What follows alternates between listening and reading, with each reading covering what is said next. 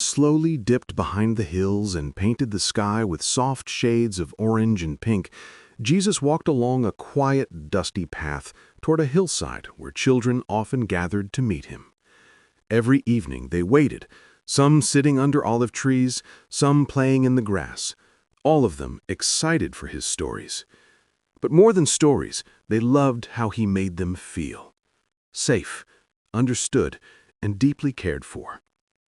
When Jesus appeared at the top of the hill, the children ran to him with bright smiles. He opened his arms and said gently, "Peace be with you, my little friends." They settled around him in a circle, their eyes shining with curiosity. Among them was a small boy named Eli, who looked sad that day. Jesus noticed immediately. "Eli, come sit beside me," he said. The boy sat close, clutching the edge of Jesus' robe. Jesus asked, "What troubles your heart?" Eli hesitated, then whispered, "Teacher, I try to be good. I try to be kind, but sometimes people laugh at me. Sometimes they push me away. I don't understand how to keep loving people who hurt me." The children grew quiet. They all knew how that felt. Jesus placed a comforting hand on Eli's shoulder and looked around at the children. Lying nearby on the grass was a tiny clay candle holder. Jesus picked it up and said, "Do you see this little candle? It may look small, but it has great power." He lit the wick, and instantly the warm glow circled around them. "Look," he said softly, "the darkness cannot push away this light, but even this little candle can chase away darkness." The children leaned closer, watching the flame dance in the wind. When someone is unkind to you, it is like darkness. If you answer with kindness, patience, or forgiveness, your light shines, and the darkness cannot win. A girl named Miriam raised her hand.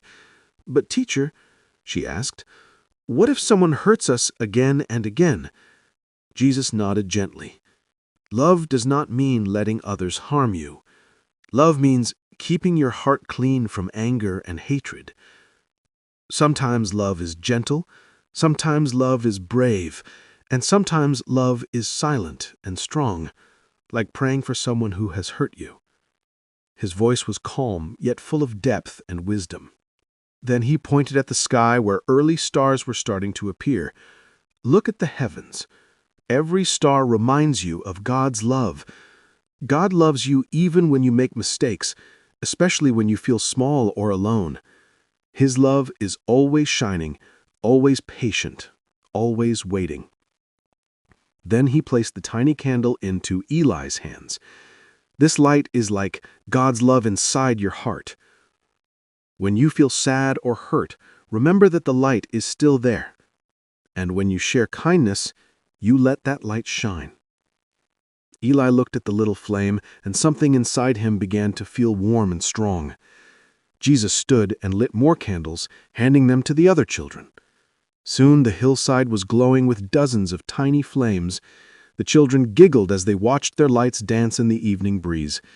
Jesus smiled at the beautiful sight and said, "Do you see? One small light becomes many. That is how love grows."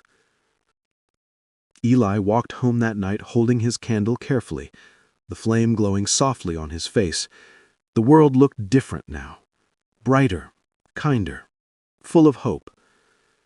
From the next day onward, he tried to spread the light Jesus had talked about. He shared his bread with a hungry friend. He helped a girl who had fallen. He forgave a boy who pushed him. And slowly, little by little, the world around him began to change. Because love always begins small, but it never stays small. And the words Jesus spoke stayed in Eli's heart forever, guiding him, comforting him, and reminding him that one small light of love can brighten even the darkest night.